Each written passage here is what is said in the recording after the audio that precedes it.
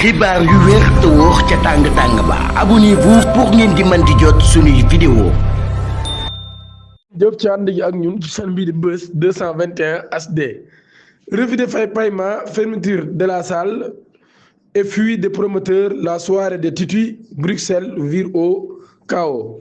ab seen boo xam ne nag daal seen ba am ab confusion bu doy waar lool daan nay am ci soirée bi nga xam ni centre sénégalaise bii di Titi moo ko waroon amal ca Bruxelles en Belgique à la salle Cala Ridge. artiste bi ci boobu nag daal moom mi waroon naa animé ab spectacle bu doon am samedi juróom-benn fan ci weeru juin ab événement boo xam doon nañ ko xaar bu baax a baax par fan sam yi waaye événement boobee nag mujjul am. buñ sukkandikoo ci témoignage yu bëree bëri Titi ci boobu nag daal dafa bañoon ni moom mii du yëg ci scène bi avant de percevoir l'intégralité de son cachet maanaam du waay lu dul ni daa jot li nga xam ne kon moo di xaalisam. chanteuse bi ci boobu nag daal daan nay reprocher au promoteur de l'événement Alhaji Sène de ne pas avoir respecté ses engagements financiers et ne lui versant pas la reliquat convenu maanaam daal kon nee na waa ji ci boppam maanaam di Alhaji Sène respecté ay engagement am waaye jox ko reliquat bi nga xam tamit nag daal moom la ñu waxante woon. Après de longues négociations, une administratrice de l'artiste aurait même avancé une somme d'argent avant de débloquer la situation et permettre à Titi de se produire devant son public.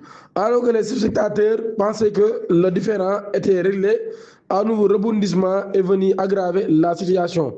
Un nouveau rebondissement est venu aggraver la situation. Le propriétaire de la salle a fait irruption sur les lieux, affirmant à son tour ne pas avoir été payé par le promoteur. Il a alors ordonné l'arrêt de l'événement, fait débrancher le matériel de sonorisation et sollicité l'intervention de la sécurité pour évacuer le public.